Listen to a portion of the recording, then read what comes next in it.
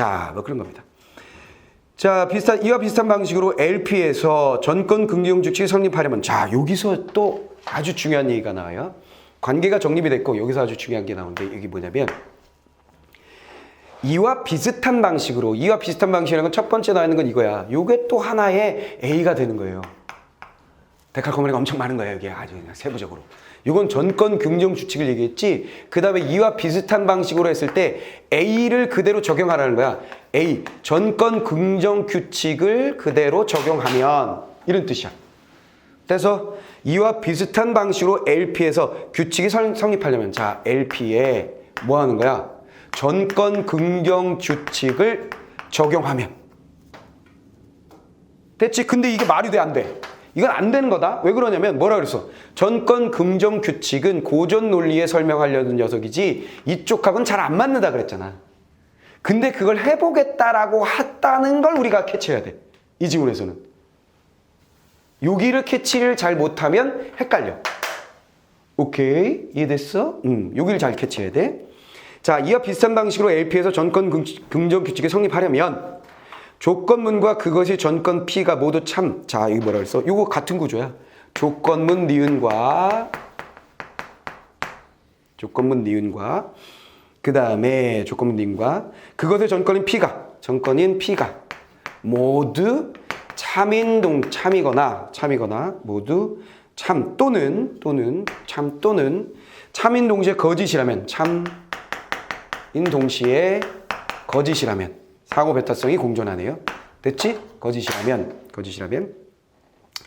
그것이 후건인 Q도 반드시 참 또는 참인 동시에 거짓이어야 한다.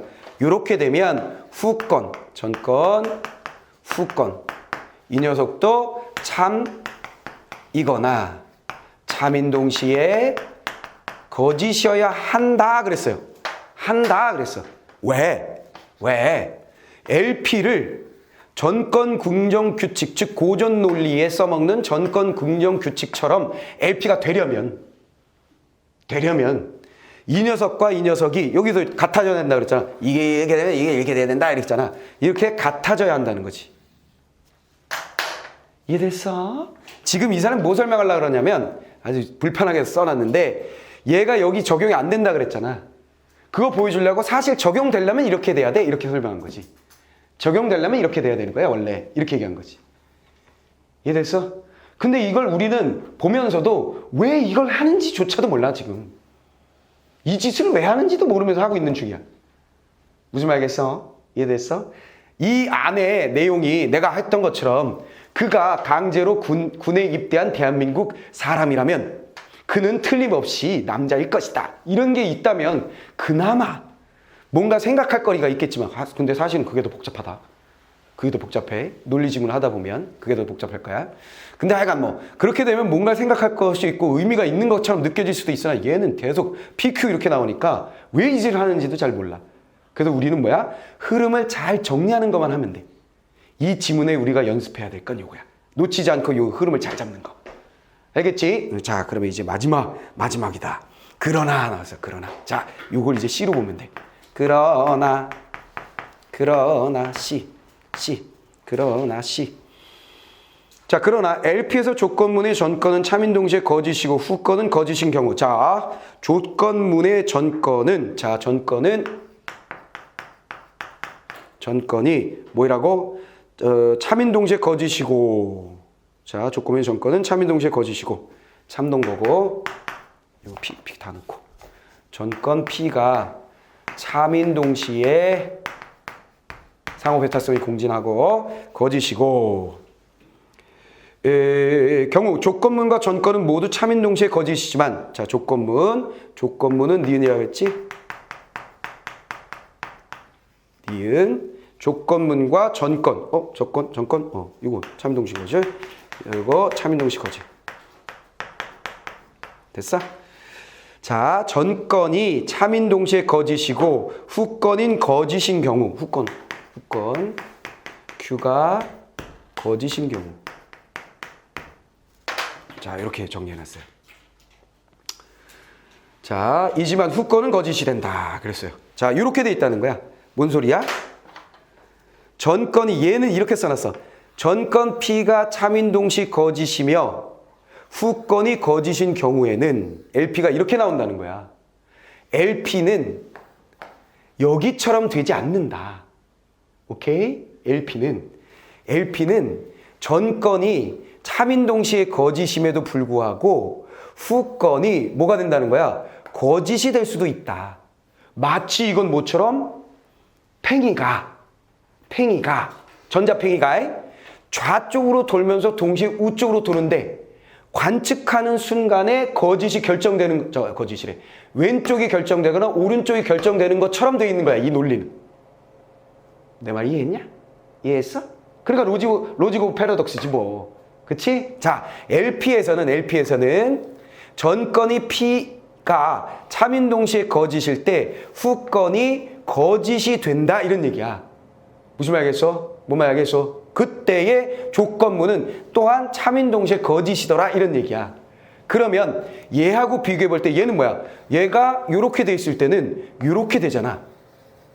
무슨 말 알겠어? LP였으면 사실 어떻게 됐어야 된다는 거야? 얘네들이 참인 동시에 거짓일 때 이 녀석이 뭐가 돼야 돼? 여기도 참인 동시에 거짓이어야만 적어도 뭐가 가능한 거야? 전건 긍정 규칙이 적용될 수 있는 거지.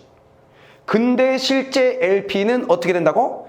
전건이 참인 동시에 거짓이고 후건이 거짓일 때 조건문이 참인 동시에 거짓이면서 이렇게 다른 녀석이 만들어지게 되더라 하는 얘기예요. 이해됐어? 헷갈리지? 자, 다시 한번 맨 마지막에. 그러나 LP에서는 조건문의 전건은 참인 동시에 거짓이고 후건은 거짓인 경우가 만들어지고 그 경우는 특이하게도 조건문과 전건이 모두 참인 동시에 거짓이지만 후건이 거짓이 되는, 즉 이거 전건 긍정 규칙으로 설명할 수 없는 녀석이 만들어지더라 하는 얘기예요. 비록 전건 긍정 규칙이 성립하진 않지만 LP는 고전 논리에 대한 근본적인 의문에 답하기 위한 하나의 시도로서의 의미가 있다. 그러면 이 녀석은 그러면 LP는 왜 만든 거예요? 우리의 상식적인 고전 논리에 안 맞는데 그건 이런 참인 동시에 거짓인 상호 배타성이 공존하는 그런 거짓말쟁이 문장 같은 녀석을 설명할 수 있다라는 것 정도의 의의만 있을 뿐이다, 이런 얘기지 그냥. 떼세? 그럼 이게 왜 나왔는지 우리는 전혀 몰라도 돼? 흐름을 잘 봐봐. 뭐만 알면 된다고? 고전 논리는 무조건 참 아니면 거짓이어야 돼, 명제가 다. 이해됐지? 근데 프리스트가 뭐라 그랬냐면 그렇지 않은 게 있어요. 그게 뭔데? 거짓말쟁이 문장이죠. 근데 봤더니 정말 그 녀석은 참 동시에 거짓이네, 틀림없이. 놀랍잖아. 그래서 프리스트가 고전 논리의 체계에 있는 어떤 방법으로도 얘를 설명할 수 없는 거야. 그래서 뭐 한 거야? 이게 뭔진 모르겠지만 어쨌거나 LP를 개발한 거야, 이 아저씨가. 그게 뭔지는 우린 몰라. 이 지문에 설명이 없으니까. 그냥 LP라고만 했지. 무슨 말 알겠지? 이해됐지? 이걸 가져온 거야. 근데 이걸 가져와 보니 얘 가지고 얘를 설명할 수 없어서 얘를 가져왔지만 사실은 이거 가지고 이 녀석을 설명할 수도 없더라. 이 녀석하고 잘 안 맞더라는 얘기야. 뭔 말 알겠어? 당연히 얘네 둘은 골이 깊은 거야. 연결이 잘 안 되는 거야. 이해됐지? 그걸 설명하려고 먼저 뭘 했냐면 자, 직관적 추론 규칙, 즉 고전 논리에 해당하는 전건 긍정 규칙을 먼저 설명한 거야. 전건 긍정 규칙이란 건 뭐냐면 조건문이 요래 있을 때 그 조건문이 참이면서 전건이 참이면 무조건 후건이 참인, 즉 싸그리 다 같은 형태다, 이런 얘기예요. 여기가 참이면 여기가 참이 딱 나온다는 거야. 예측이 가능하다는 거야. 뭔 말 알겠지? 근데 이게 LP하고는 잘 안 맞는다는 거지. LP하고 잘 안 맞는 걸 보여주기 위해서 뭐 하는 거야? 사실 LP하고 잘 맞으려면 이렇게 돼야 되거든요. 이거 한 거야. 사실 LP하고 이 전건 긍정이 맞으려면 예를 들어 조건문과 전건이 참 혹은 참 동시에 거짓, 이게 나온 건 뭐 때문에? 거짓말쟁이 문장, 비고전 논리, LP 프리스트의 논리니까. 무슨 말이겠어? 요게 있는 거야 그냥. 이건 받아들인 거야 우리가. 조건문과 전건이 참인 동시에 참 동시 거짓이라면 후건도 얘한테 딱 맞으려면, 전건 긍정 규칙이 맞으려면 딱 같게 참 동시 거짓이 나와야 되거든요. 원래 이래야 돼요. 그거 한 거야 지금. 그러고 뭐라 그런 거야? 근데요, 안 돼요. LP 자체는 조건문인 참인 동시에 거짓이고 전건 P가 참인 동시에 거짓이어도 후건이 참 동시 거짓이 아니라 거짓이 나와버려요. 이런 얘기야. 여기다 살짝 살을 내가 붙여준다면 이건 마치 뭐 같다는 거야? 전자페이가 왼쪽으로 돌거나 동시에 오른쪽으로 돌 수 있는 상태에서 관측을 하면 두둥 하고 뭐야 왼쪽이나 오른쪽 하나가 툭 나오는 것과 같다는 거지. 그래서 이건 고전 논리로 설명할 수 없는 현상인 거야. 내 말 좀 이해됐어요? 이해됐어요? 자, 그래서 요 관계들을 정리하는 것과 요 A, B, C 3단계의 의미 요거를 정리하는 게 시험의 상황에서는 되게 어려웠어요. 좀 복잡했어. 오케이? 그러다 보니까 11번 문제가 어렵죠. 이게 몇 번째? 하나, 둘, 셋, 넷. 네 번째 문제. 27, 28, 29, 30, 30번이겠는데 원래는 자, 네 번째 문제가 어려웠던 거예요. 자, 네 번째 문제를 한번 해결해 볼까요? LP에서 P가 참인 동시에 거짓이고 Q가 거짓이면 자, 여기서 요거 잘 봐야 돼. 요런 거 잘 나온다. 자, 1번 선택지에는 LP에서 이렇게 돼 있지. 1번과 2번과 3번은 전부 다 LP에서야. 그치? 그 다음에 4번과 5번은 뭐라고 돼 있어? 4번과 5번은 고전 논리에서 이렇게 돼 있어. 고전 논리에서라는 얘기는 뭐가 적용될 수 있다는 거야? 전권 긍정 규칙이. 됐어? 이해됐지? 응. 자, 그런 얘기야. 그럼 어쨌거나 고전 논리에서는 니은 조건문과 P가 거식이라면 Q도 거식이지. 그치? 그게 고전 논리야. 얘가 참이면 얘도 참. 얘가 참 또는 거짓이면 얘도 참 또는 거짓. 얘가 참 혹은 참 또는 거짓이면 얘는 참 혹은 참 또는 거짓. 그게 고전 논리. 이해됐지? 근데 이게 똑같지 않은 게 뭐 LP 이렇게 돼 있는 거야. 여기 설명에 의하면. 이해됐지? 자, 갑니다. LP에서 P가 참인 LP에서 여기야. 여기 LP.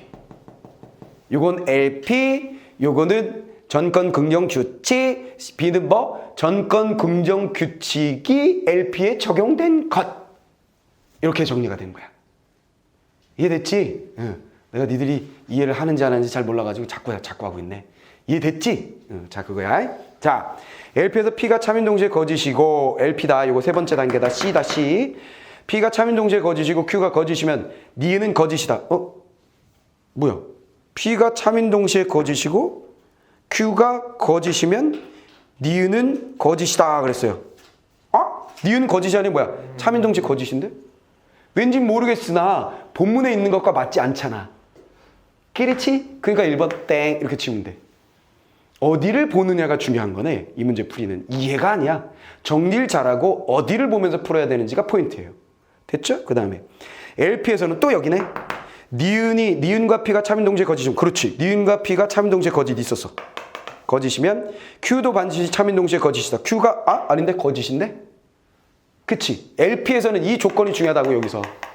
오케이, 틀려버렸지. 자, 그 다음에 LP에서 또 LP에서야. 니은과 P가 참인 동시에 참 또는 참인 동시에 거짓이면 자, 얘가 여기 틀렸네. 참 또는 동시에 거짓이면 참 또는 참인 동시에 거짓이면 Q도 반드시 참 또는 참인 동시에 거짓이다. 이거 뭐야? 여기네. LP가 전권 긍정에 맞아 들어갈 때지. 근데 여기 뭐야? LP에서는 그랬지. 그렇지? 틀렸네. 그래서 실제로 이 문제는 뭐였어? 거의 그림 끌어다 맞추기 문제 같은 거야. 무슨 말이겠어? 그림이 되게 어려울 뿐인 거지, 지금. 글자로 된 그림인 거야.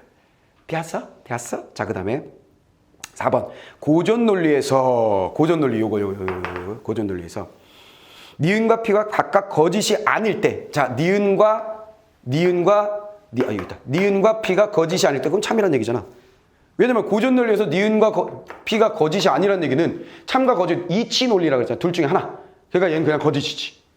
참이지. 참 거짓이 아닐 때는 그랬으니까 거짓이 아닐 때 참일 때에는 Q는 뭐야? 참이어야지. 돼버렸어? 됐지? 자, 그 다음에 고전 논리에서 또 여기로 가야 돼. 고전 논리에서는 니은과 P가 참이면서, 자, 니은과 P가 참이면서, 그렇지, 참이면서 Q가 거짓인 것, Q가 참이어야 되잖아. 거짓인 건 불가능. 맞다, 드디어 나왔다.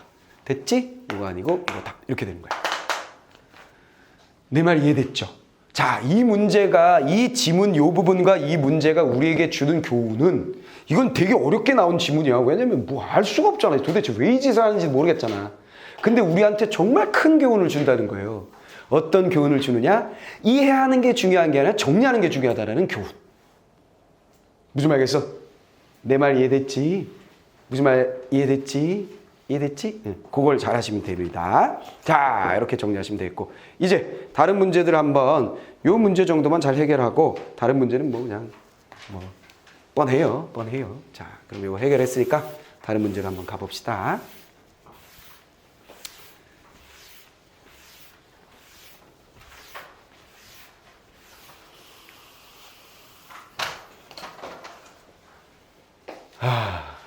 다 설명하고 나니 높은 산을 넘은 기분이다. 너희들은 어떠니? 뭔가 좀 정리가 된 것 같으냐? 좀 어렵지? 자, 그 다음에 첫 번째 보자. 문맥을 고려할 때 기억의 의미를 추론한 내용으로 가장 적절한 건 뭐냐 그랬어요. 기억은 뭐였냐면 누구야?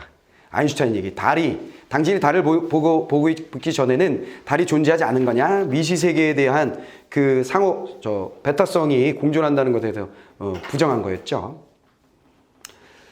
자, 그러면 어쨌거나 앞문맥에 기억이라고 되어 있는 기억이죠. 기억의 앞문맥에 뭐가 있었냐면 전자팽이가 상호 베타적인 상태가 공존하고 있다가 관찰에 의해서 관측을 하는 순간에 뭔가가 결정된다. 요 얘기였어요. 됐지? 그걸 달 가지고 얘기한 거야. 그래서 정답은 3번이 됐지? 달을 관찰 여부와 상관없이 존재하므로 누군가 달을 관찰하기 이전에도 존재한다. 이게 왜 답이 되는지 알겠지? 달은 보기 전에 있었다. 얘를 긍정문장으로 하면 이거거든. 달은 보기 전에 있었던 거야, 새끼야. 누가 봐야 있는 거냐, 있냐? 이렇게 얘기했잖아. 그렇지? 그래서 요게 보다가 뭐가 해당한다 그랬어? 관찰이 된다 그랬잖아.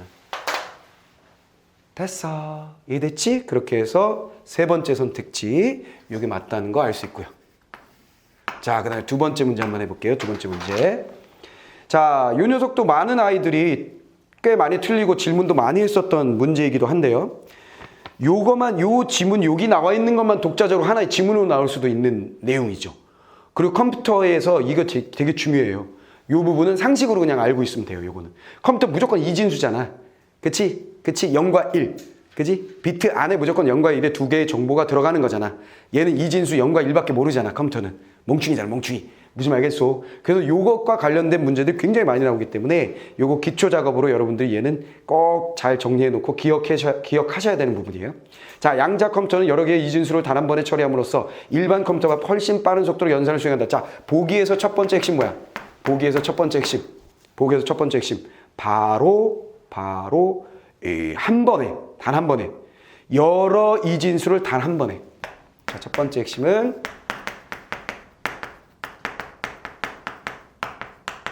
단 한 방에 처리한다는 게 첫 번째 특징.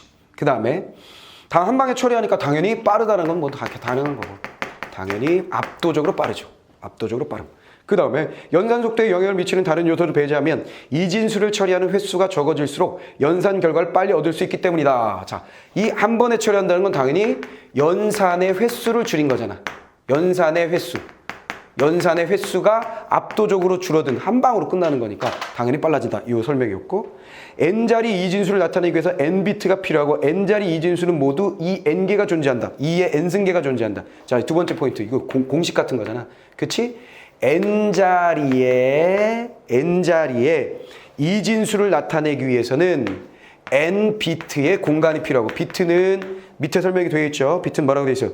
컴퓨터가 0과 1을 이용하여 이진법으로 연산을 수행하기 위해서 사용하는 최소의 정보 저장 단위. 자, 저장 공간 정도로 생각하면 되겠지? 저장 공간. 칸, 방, 셀이라고 생각하면 될 거예요. 됐지? n비트의 공간이 필요하고, 그 다음에 n자리 이진수는 모두 2의 n승계가 존재한다 그랬어요. 2의 n승계. 됐지? 이렇게 존재한다. 예를 들어줬어요. 일반 컴퓨터는 한 개의 비트에 0과 1 중에 하나만을 담을 수 있다. 이진수니까 두 자리 이진수인 0001, 1012를 2비트를 이용하여 연산할 때 4번의 결처 처리한다. 자, 무슨 얘기예요? 자, 두 자리 이진수를 예로 든 거야. 두 자리 이진수라면 자리가 2개니까 공간이 몇 개 필요해? 2개가 필요한 거지. 그래서 공간은 2개가 요래 2비트 필요하다는 얘기지. 이해됐지? 이해됐지? 저장 공간이야, 저장 공간. 저장 공간이 2개가 필요하고, 그 다음에 2개. 저장 공간 2비트가 필요하고. 그 다음에 이진수는 몇 개 만들어지냐면 2의 n승이라 그랬으니까 2의 2승. 즉, 4개가 만들어지는 거죠. 왜 그러냐면 여기에 들어갈 수 있는 숫자는 0이거나 1이 들어가고, 여기도 마찬가지 0이거나 1이 들어가요. 특이하네. 0을 말하면서 1을 쓰는 애가? 자, 무슨 말 알겠어? 0이거나 1이 들어가죠? 뭔 말인지 알겠어? 이해됐지? 그러면 여기에 가능한 경우의 수가 2개고 여기에 가능한 경우의 수가 2개니까 2를 곱하면 2 곱하기 2가 돼서 2n승 이렇게 된 거지. 됐어? 그래서 결국 뭐야? 여기가 0, 여기가 0, 둘 다 0일 때 여기가 0, 여기는 1, 여기가 1, 여기는 0, 여기는 1. 경우의 수는 총 4가지밖에 안 나오는 거죠. 이해됐지? 이해됐지? 그래서 두 자리 이진수를 계산할 때 컴퓨터는 4개의 경우의 수, 4개의 이진수를 뭔가 처리해줘야 된다는 거예요. 그래서 4번 처리. 됐지? 이게 4개이기 때문에 4번의 4회에 처리를 하게 된다는 겁니다. 다 이해돼버렸지요? 이해돼버렸지요? 자, 그러니까 당연히 이게 3자리다. 그럼 어떻게 되는 거야? 가는 3개. 이렇게 되는 거지. 여기 10, 10, 10이니까 경우의 수가 2개씩 다 곱하면 2의 3승. 됐지? 8개. 8번 처리해야 되는 거지. 이해됐죠? 그러니까 요 개념은 언제든 어디서든 다시 나올 수 있는 거니까 얘는 우리가 그냥 상식, 특히 이 비트의 개념, 얘를 잘 알면 그냥 다 이해가 되는 거야. 됐지? 공간의 개념, 비트의 개념만 잘 알면. 이해됐죠? 우리가 사용하는 메모리 카드, 오케이? 우리가 사용하는 CPU, 컴퓨터의 중앙 처리 장치, CPU, 뭐 하드디스크, 뭐 이런 것들이 다 이런 공간을 가지고 있다고 생각하시면 돼요. 그 안에 1과 0을 가지고 있다. 자, 근데 이거를 그러니까 이게 4번 할 걸 8번 한 거 한 방에 처리하니까 어마어마한 녀석이네. 됐죠? 자, 그러면 이제 문제풀이 들어갑니다. 자, 첫 번째 선택지부터 보죠. 양자 컴퓨터는 상태의 공존을 이용함으로써 연산에 필요한 비트 수를 늘릴 수 있다고 그랬어요. 양자 컴퓨터는 상태의 공존을 이용함으로써 연산에 필요한 비트의 수를 늘릴 수 있다. 자, 공존을 이용한다는 얘기는 내가 뒤를 안 본 것 같은데? 여기 뒤를 안 봤다, 보기에. 자, 보기에 세 번째 부분. 자, 세 번째 부분 보겠습니다. 보기의 세 번째 부분. 자, 하지만 공존의 원리를 이용한 양자 컴퓨터 0과 1을 하나의 비트에 동시에 담아 정보를 처리할 수 있어서 두 자리 이진수를 2비트를 이용하여 연산할 때에 얘도 어차피 두 자리의 이진수를 2비트를 이용해서 연산하긴 하나 봐. 단 한 번의 처리가 가능하다. 근데 어쨌거나 단 한 번의 처리를 한대요. 됐지? 얘는 왜? 아하, 양자 컴퓨터라는 게 그거구나. 하나의 비트 안에 0이 들어가거나 혹은 1이 들어가야 되는데 얘는 0 동시에 1일 수 있다는 거야. 경우의 수가 존재하지 않는 거지. 그냥 한 방이라는 거지. 무슨 말이겠어? 하나의 경우만 존재하는 거와 마찬가지인 거야. 뭔 말이겠어? 그래서 2비트면 앞에서는 2개의 경우수가 있으니까 2 곱하기 4개의 이진수가 나오는 거였잖아. 근데 모든 비트가 뭐야? 상호 베타성이 공존하고 있으니까 한 가지 경우와 마찬가지인 거야, 얘는 그냥. 오케이? 그러니까 1 곱하기 1 곱하기 1 곱하기 1 곱하기 1 곱하기 이게 비트가 몇 개여도 그냥 한 방에 1인 거야. 그래서 한 방에 처리를 해버리는 거지. 개념을 이해하자면. 무슨 말이겠죠? 그런 얘기예요. 자, 두 자리 이진수를 그래서 양자 컴퓨터는 처리할 수 있는 이진수의 자릿수가 커질수록 연산 속도 압도적으로 위로. 결국 이래서 이렇게 요 자리에 상호 베타선이 공존할 수 있기 때문에 공존의 원리를 사용하고 있기 때문에 한 방에 처리할 수 있고 한 방에 처리할 수 있으므로 압도적인 압도적인 빠르기를 가지고 있다가 맨 마지막이네. 끝나버렸죠? 됐어요. 이 얘기나 뭐 똑같은 얘기인데 여기서는 왜 그런지를 설명했네요. 살짝. 됐지? 자, 그러면 첫 번째 선택지부터 갑니다. 양자 컴퓨터는 상태의 공조를 이용해서, 그렇지, 공조를 이용한다 그랬어. 연산에 필요한 비트 수를 늘릴 수 있다. 비트 수는 그냥 n자리면 n비트가 만들어지는 건데 뭘. 됐지? 그러니까 비트 수를 늘리는 건 몇 자리이냐가 결정하는 것뿐이야. 그치? 연산해야 될 자릿수가 몇 자릿수냐, 그게 결정하는 거지. 얘가 공존이 비트 수를 늘린다. 이건 뭐 틀린 말이죠. 없는 말입니다. 모르겠다 하시면 돼요. 그냥 3비트를 사용하는 세 자리 이진수를 모두 처리하라고 할 때에 양자 컴퓨터는 일반 컴퓨터보다 속도가 한 방에 한다 그랬지. 그러면 이건 뭘 해야 돼? 세 자리 이진수 2의 3승이지. 그럼 뭐예요? 2의 3승 여기 해놨네. 8이지. 됐지. 이걸 한 방에 처리하니까 몇 배 빠른 거야? 8배가 빠르죠. 그쵸? 근데 이게 뭐라 그랬어? 6배라 그랬네. 땡 날아가는 거고. 자, 3번 선택지. 한 자리 이진수를 모두 처리하기 위해서 1비트를 사용한다고 할 때, 그치? 한 자리니까, 한 자리면 당연히 한 자리면 1비트. 1비트면 2의 1승 뭐야? 두 개의 뭐가 나온다? 이진수가 나오는 거지. 됐지? 두 개의 이진수. 그렇다면 일반 컴퓨터에서는 얘를 2번. 됐죠? 한 자리 이진수를 모두 처리하기 위해서 1비트를 사용한다고 할 때 일반 컴퓨터와 양자 컴퓨터의 정보 처리 횟수는 같다 그랬는데, 얘는 정보 처리 횟수가 일반 컴퓨터에는 2번 2회가 되는 것이고, 그렇지? 양자 컴퓨터는 무조건 한 방. 됐지? 같다가 아니라 다르네. 같지 않습니다. 그래서 틀렸어. 자, 4번 선택지. 양자 컴퓨터의 각각의 비트에는 0과 1이 공존하고 있어서 4비트로 한 번에 처리할 수 있는 4자리 이진수의 개수는 모두 16개이다 그랬어요. 자, 양자 컴퓨터는 한 번에 처리한 건 무조건 다 한 번이라고 그랬잖아. 근데 비트가 4비트라 그랬어요. 4비트. 4비트란 얘기는 뭔 얘기야? 4자릿수란 얘기잖아. 그러면 4비트의 경우에는 2의 4승. 그죠? 그러면 16개의 이진수가 나오게 되는 거지. 그렇지? 16개의 이진수를 한 번에 처리하는, 맞네. 자, 그래서 4번이 맞고. 자, 5번엔 뭐라고 씨부렸나 봅시다. 3비트의 양자 컴퓨터가 세 자리 이진수를 모두 처리한 속도는, 자, 3비트의 양자 컴퓨터니까 뭐야? 한 방. 6비트의 양자 컴퓨터 6자리 이진수를 모두 처리한 속도 2배 빠르다. 그런데 이건 뭐 한 방이니까 같은 거지 뭐. 됐지? 그러니까 3비트짜리 양자 컴퓨터와 6비트짜리 양자 컴퓨터의 차이는 뭐냐면, 얘가 처리할 수 있는 양이 크고 작은 거의 차이인 거예요. 무슨 말이겠어? 그러니까 얘가 3비트라 그랬으니까 당연히 뭐야? 세 자리 이진수. 얘는 6자리 이진수를 처리할 수 있는 컴퓨터. 성능은 얘가 더 좋은 거야. 무슨 말인지 알겠어? 이해됐어? 그러니까 우리가 옛날엔 이런 말을 썼어. 지금은 컴퓨터에 이름이 붙어 있지 않잖아. 옛날에는 뭐 386이다, 586이다. 그치? 몇 비트 컴퓨터다. 이런 얘기 썼거든. 그런 처리의 용량을 얘기하는 거거든. 이 비트가 이거라 그랬잖아. 한 번 처리하려고 할 때 여기다 저장할 수 있는 양 정도? 얼마를 올려놓고 할 수 있냐는 거지. 내 도마는 배추 2개 올려놓고 썰 수 있어. 근데 내 도마가 이만해지면 어떻게 되는 거야? 배추 10개 놓고 다다다다다다다다다 하는 거지. 무슨 말이겠어? 그 도마의 크기 정도라고 생각하시면 돼요. 뭔 말 알겠지? 근데 어쨌거나 양자 컴퓨터는 무조건 비트가 어떻게 되든 한 비트에 뭐야? 공존이 있다. 1 곱하기 1 곱하기 1 곱하기 1 곱하기 1 곱하기 1이야. 한 방이야 무조건.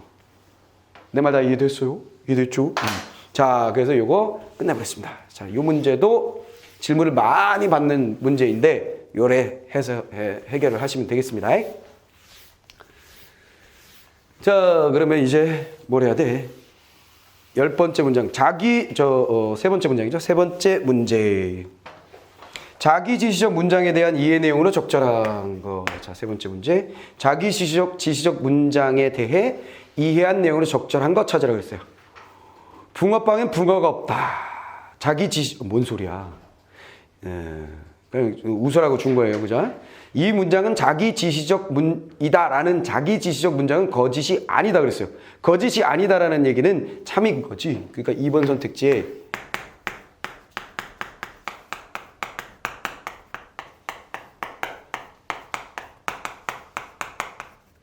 이 문장이 있는가? 이 문장은 자기 지시적이다. 이 문장이 지시하는 게 뭐라고? 이 전체를 지시한 거잖아.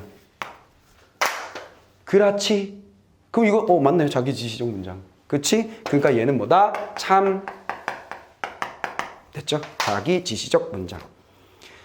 자, 이 문장은 거짓이다 라는 이치 논리에서 자기 지시적 문장이 될 수 없다. 자, 이 문장은 자, 세 번째.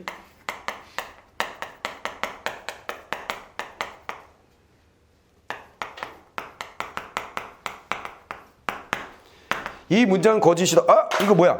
본문에 있었던 거잖아. 그렇지? 이 문장은 거짓이다는 본문에서 뭐였냐면 이게 거짓말쟁이 문장이었어요. 거짓말쟁이 문장이었습니다. 됐죠? 이 녀석의 특징은 뭐냐면 참인 동시에 거짓이었죠. 참인 동시에 거짓인 녀석이었어요. 그러지? 그래서 얘를 설명하려면 뭐가 필요하다 그랬어? LP가 필요하다 그랬죠? 이치 논리에서 자기 지시적 문장이 될 수 없다. 아, 얘는 자기 지시적 문장이에요. 이 문장은 거짓이다. 자기 지시적 문장인 건 맞아요. 그렇지. 그러니까 얘는 자기 지시적이면서 거짓말쟁이 문장이야. 오케이. 고전 논리에서는 어떤 자기 지시적 문장에도 진리치를 부여하지 못한다 그랬어요. 자, 고전 논리에서는 아니지. 자, 요게 이제 헷갈리면 안 되는 거야. 이게 뭐라 그랬냐면 고전 논리에서 어떤 자기 지시적 문장도 이거 참과 거짓, 진리치를 부여하지 못한다 그랬는데 이거는 사실은 앞에 선택지 보면 되죠. 이 문장은 자기 지시적이다가 참이다 그랬잖아. 이거 지금 했잖아. 그렇지? 그러니까 요거 헷갈리는 애들이 뭐 헷갈리는 거냐면 진리치 가능합니다. 그래도 틀린 거지. 자, 틀린 거지. 자, 요거 헷갈리는 애들이 뭐 헷갈리는 거냐면 거짓말쟁이 문장하고 자기 지시적 문장하고를 헷갈리고 있는 거야. 자기 지시적 문장 속에 거짓말쟁이 문장이 들어있는 거고, 오케이. 자기 지시적 문장은 그냥 고전 논리에서 설명이 가능한 녀석이에요. 그래서 이 문장은 18개 음절로 되어 있다 이런 거 같은 거 참 거짓 할 수 있는 녀석이야. 근데 뭐가 문제였던 거야? 그 안에 있는 자기 지시적이면서 거짓말쟁이인 이 녀석이 문제였던 거지. 이건 참인 동시에 거짓이기 때문에 고전 논리로 설명할 수 없었던 거야. 이래서 내가 아까 지문하면서 얘기했잖아. 그거 헷갈리면 안 된다고. 그 부분에 대한 문제라고 생각하시면 되겠어요. 비고전 논리에서는 모두 자기 지시적 문장에 참인 동시에 거짓 아니지. 여기만 그런 거야. 거짓말쟁이 문장에. 그거 헷갈리면 안 되는 문제였어. 자, 그 다음에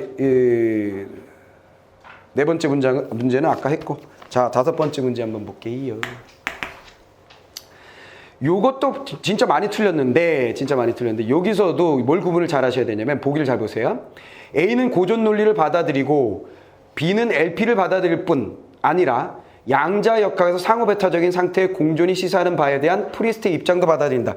자, 여기서 뭘 주의하셔야 되냐면 정리를 또박또박 잘 해나가시면 돼. 일단 A는 고전 논리를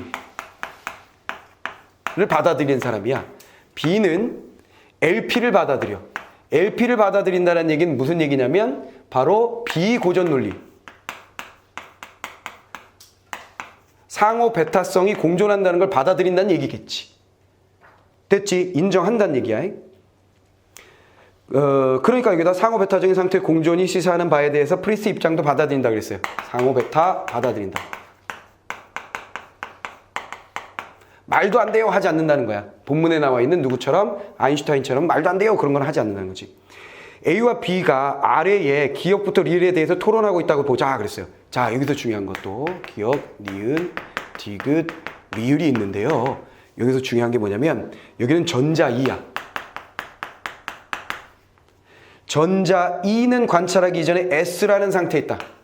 관찰 전. S. 그 다음에 전자 2가 관찰하기 전에 S와 베타적인 상태였다. S와 베타. 관찰 전. 이게 베타적이라고 그랬으니까 이게 상호 베타성이 공존하는 상황이 되겠죠? 됐죠? 그 다음에 반지는 5cm의 팽이. 자, 5cm의 팽이에요. 팽이. 여기도 5cm의 팽이. 5cm의 팽이가 시계 방향으로, 시계 방향.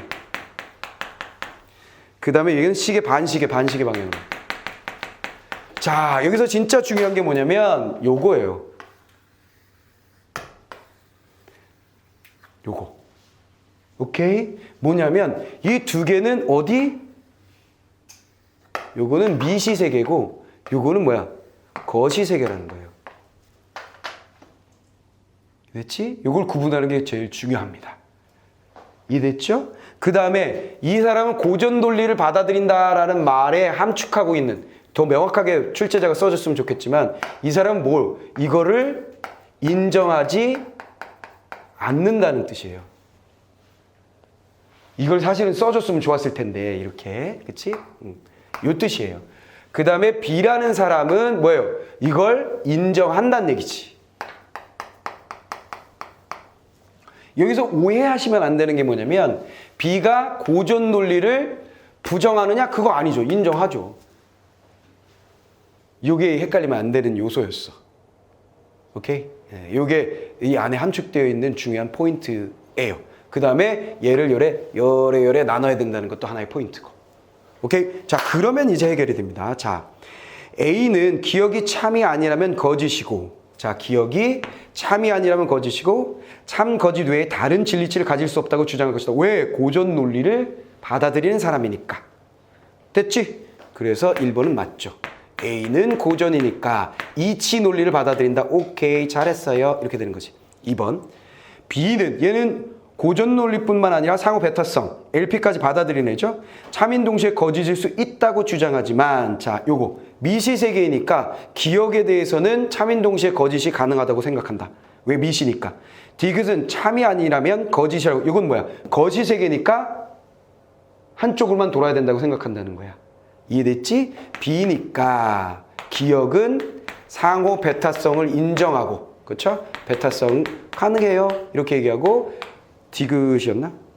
디귿 거시세계이기 때문에 여기는 뭐야? 참 또는 거짓이 결정 이치 논리가 돼야 된다 라고 말하더라. 잘했어요. 이렇게 되는 거지. 이해돼서 자, 그 다음에 3번. A와 B 모두 디귿이 참일 때, 즉 거시세계 참일 때 리을도 참이 되는 것은 불가능하다고 주장할 것이다. 이게 무슨 소리야? 둘 다 거시야. 디귿, 즉 팽이가 시계 방향으로 돌고 있을 때 동시에 리을 반시계로 돈다는 건 불가능하다라고, 즉 상호 배타성이 공존할 수 없다고 A와 B가 모두 인정한다. 여기서 이 사람 상호 배타성 인정하잖아요. 그러면 안 되는 게 여기가 어디기 때문에 리을과 디귿은 모두 어디기 때문에 거시세계이기 때문에 A는 당연할 거고 B 또한 이 상호 배타성은 어디서만 인정하는 거야? 미시세계에서만 인정하는 거니까. 본문에도 당연히 팽이는 왼쪽으로 돌든지 오른쪽으로 돌고 우리가 볼 때 그걸 확인하게 되는 것이다 라고 얘기했잖아. 분명히 본문에도. 대신 전자팽이가 있다면 이렇게 넘어갔거든. 오케이. 그러니까 이건 안 되는 거 B도 알고 있는 거야. 그러니까 이것도 맞다. 근데 무려 한 10명 중에 한 3명 이상 이걸 답으로 했죠. 그럼 미시거실 구분하지 않은 거지. 이해됐지? 이 녀석의 입장이 요걸 가지고 있다. 요것만 생각한 거지. 이해됐죠? 자, 4번째. A는 B와 달리 A는 고전 논리, 니은이 참인 동시에 거짓이 될 수 없다고 주장한다. 이거 안 받아들이는 얘기지. 요거. 참인 동시에 거짓이 될 수 없다. 상호 배타성을 인정하지 않는다. 맞죠? 4번도 오케이. 자, 5번. 자, B는 A와 달리 리을이 참이 아니라면 참인 동시에 거짓이라고 주장. 이거 뭐야? 리을은 거시세계잖아. 됐지? 이게 답이네. 됐죠? 자, 그렇게 보시면 되겠습니다. 자, 포인트가 그거였어요. 자, 다른 선택지를 보시면 의거, 인지, 소지, 제기, 부합이라는 말이 나와 있는데요. 자, 마지막 문제. 바꿔 쓸 수 있는 말로 적절하지 않은 거 물었잖아요. 그래서 정답이 소지인데 C를 보시면